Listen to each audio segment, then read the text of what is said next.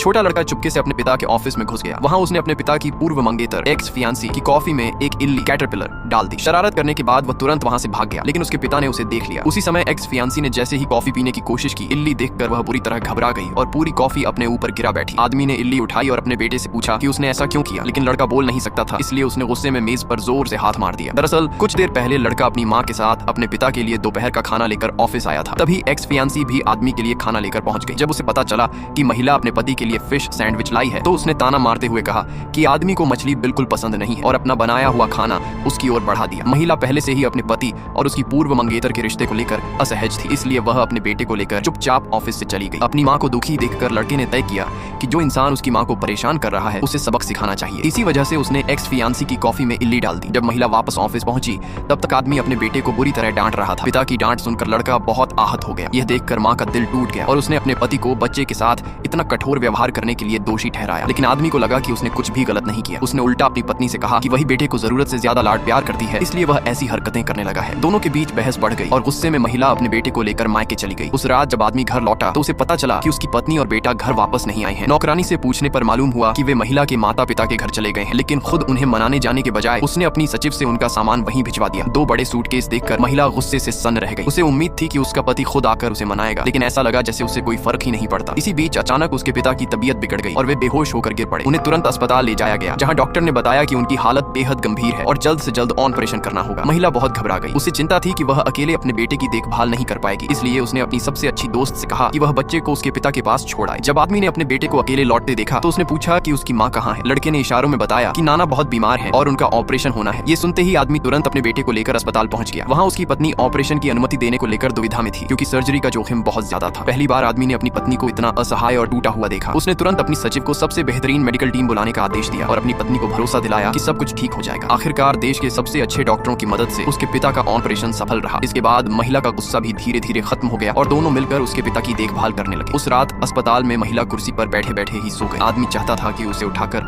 आराम से बिस्तर पर लिटा दे, लेकिन उसे डर था कि कहीं वह जाग न जाए। काफी देर सोचने के बाद उसने बस अपना जैकेट उसके ऊपर ओढ़ा दिया। तभी उसकी नजर महिला के मुंह पर आई, जहां बालों की एक लट फंसी हुई थी। वह धीरे से उसे हटाने के लिए हाथ बढ़ाने लगा, लेकिन सो रही महिला ने उसके हाथ की उंगली को चिकन का पंजा समझ लिया और जोर से काट लिया। दर्द से आदमी की चीख निकलने वाली थी, लेकिन उसे जगाने के डर से उसने किसी तरह अपनी आवाज दबा ली। आखिरकार यह मजेदार नजारा देखकर महिला के पिता जोर जोर से हंस पड़े। उनकी हंसी से महिला की नींद खुल गई। जैसे ही उसने देखा कि उसके मुंह में अपने पति की उंगली है, वह शर्मिंदा होने के बजाय उसे घूरते हुए बोली, तुम कितने बड़े बदतमीज हो। ये सुनकर आदमी गुस्से से लाल हो गया।